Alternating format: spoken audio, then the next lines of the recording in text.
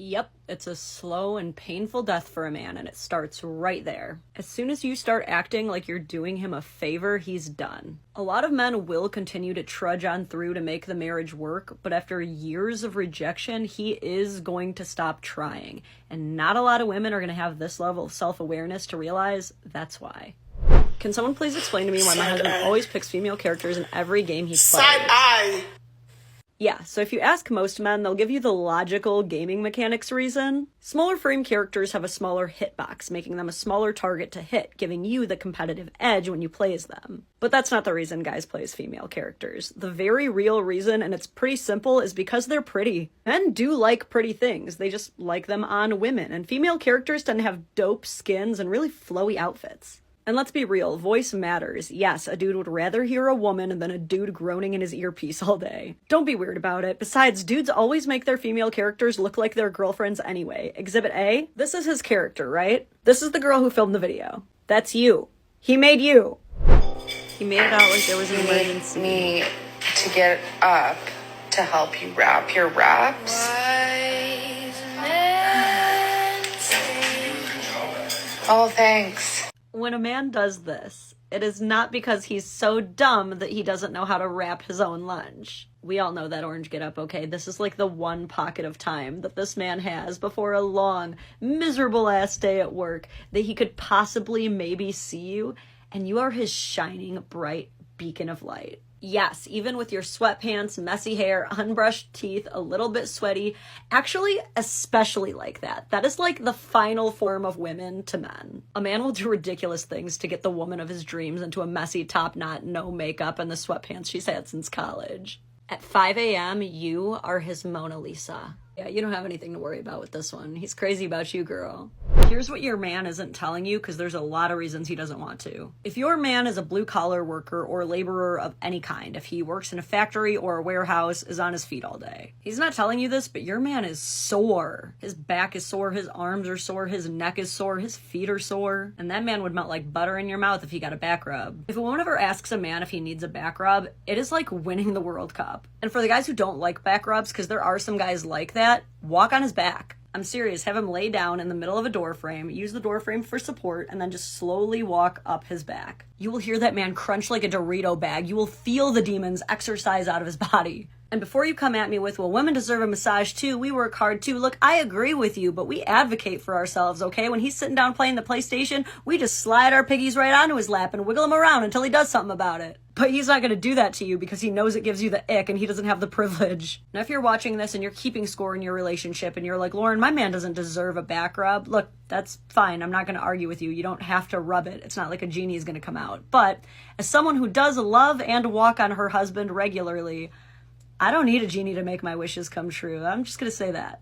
Okay, don't take this the wrong way, but you've just been kind of hanging around a lot lately, which isn't a bad thing, but it's also not a good thing. I think the most offensive thing to a woman is the concept of a man doing nothing. Like, if you're a man and you want to just exist without laboring, you might as well also hold up a sign that says, I'm worthless. So these are men spending weeks working constantly away from their family, pets, children, and when they finally get home, that's no excuse to slack off, but it is really clear that it takes no time at all for resentment to start forming the second this man dares sit his ass down. There is this very pervasive and haunting societal belief that men only hold value if they are providing income, earning, working. The sad reality of this is that the reason this joke is successful and relatable to so many women is because it's societally acceptable for women to casually joke about how little they want their partner around.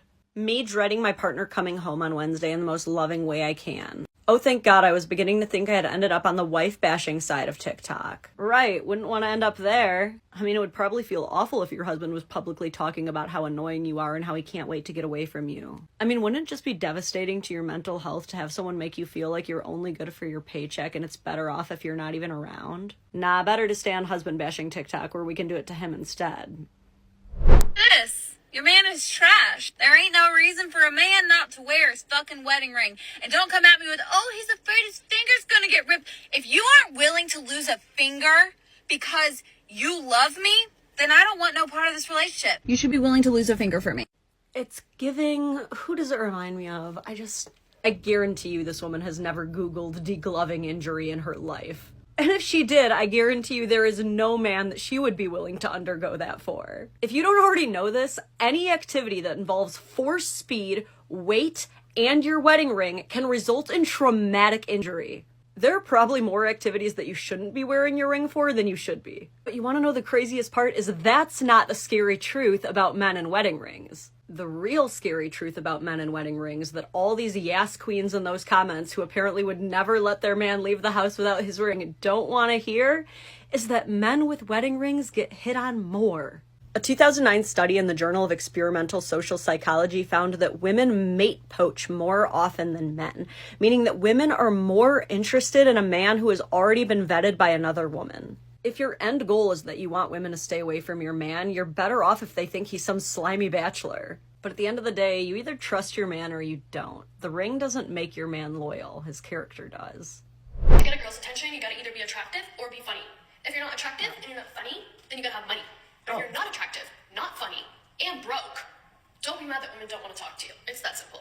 Okay, it's people like this who I don't ever want to hear saying, where are all the good men? Because you're never going to find them. When your personal qualifiers are so superficial, they make Khloe Kardashian's face look vegan. I mean, you basically just said that you only pay attention to good-looking dancing monkeys who pay your bills. Why aren't you paying attention to guys who are kind, faithful, and hardworking? So when asked, what about just being a good person, she snidely responds, list 3 characters of a good person that you think most men have. I'll wait. To which 2 seconds later, someone gave a very basic response that we all learned in the 1st grade and ratioed her into the shadow realm. I'm just so sick of women who choose to exclusively date men who are nothing but hot and loud, and then when it magically doesn't work out, they start talking about how all men are like that. I'm not sure why you're telling guys what to do since you're clearly still on Bumble looking for dates yourself, but since we're sharing advice, here's mine to you. You have to actually get out of the shallow end of the pool if you ever want anything deep. Why does it feel like guys just don't open up or talk about their lives like girls do? 1, because everything he says can and will be used against him. Now you might be thinking, if he doesn't say anything bad, he doesn't have anything to worry about. It doesn't work like that. In a world where men still don't understand how you look better without makeup isn't a compliment, it doesn't work like that. But the big one, and the reason that women are so confused because we can't relate to it because we haven't really experienced it, is that men are raised to believe they are burdens, and their main goal as men is to lessen that burden on society. Men are shown from a young age and regularly reminded that what they are going through, what they are feeling, what is upsetting them is a burden. No one cares. His problems are probably his or men's fault anyway. If you don't think those things are a burden, that is so amazing. You are a unicorn. We love that. You're still fighting an uphill battle of a lifetime of societal conditioning to convince him otherwise. Convincing a man to open up is like convincing a woman that she actually looks cute in the photo you just took. It's not impossible, just good luck. It was never going to be you.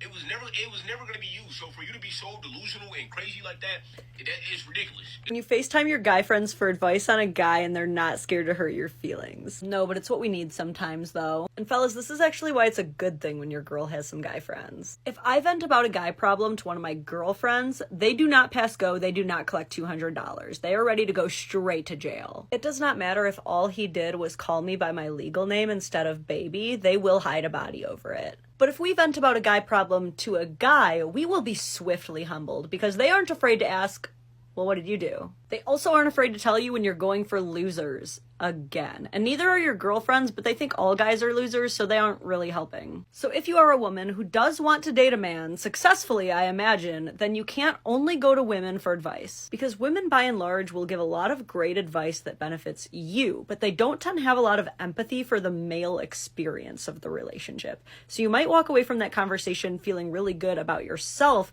but you're not going to walk away with a better understanding of his perspective, which you actually need if you don't want to break up. Look, us women are amazing at validating the hell out of each other, but sometimes when you need some real tough love, face it, you need the boys. Men, no matter how old they get, they still try to balance on parking lot dividers, They still laugh at farts, and they're still so happy we made it to this number episode. Why are guys so immature? I can womansplain. Part nurture, mostly nature. So the nurture part starts in school, where boys get in exponentially more trouble than girls. And the reason they get in a lot more trouble than girls is because they produce a lot less serotonin, responsible for calming them down, and a lot less dopamine, responsible for helping them focus, than girls do. And when those boys grow up, they're still looking to make up for all that lost recess time they spent in detention. The second scientific reason that men are more immature than us is that studies found that men do not emotionally mature until age 43. Women aren't too far behind, not emotionally maturing until our mid-30s. Now, I do question the study a little bit since it lists eating fast food in the early morning as being emotionally immature, but I'm still willing to buy the results. And this isn't entirely a bad thing. There are benefits to being immature. Studies found that immature people are more curious, more willing to change, can be more unpredictable, and most importantly, have a better sense of humor.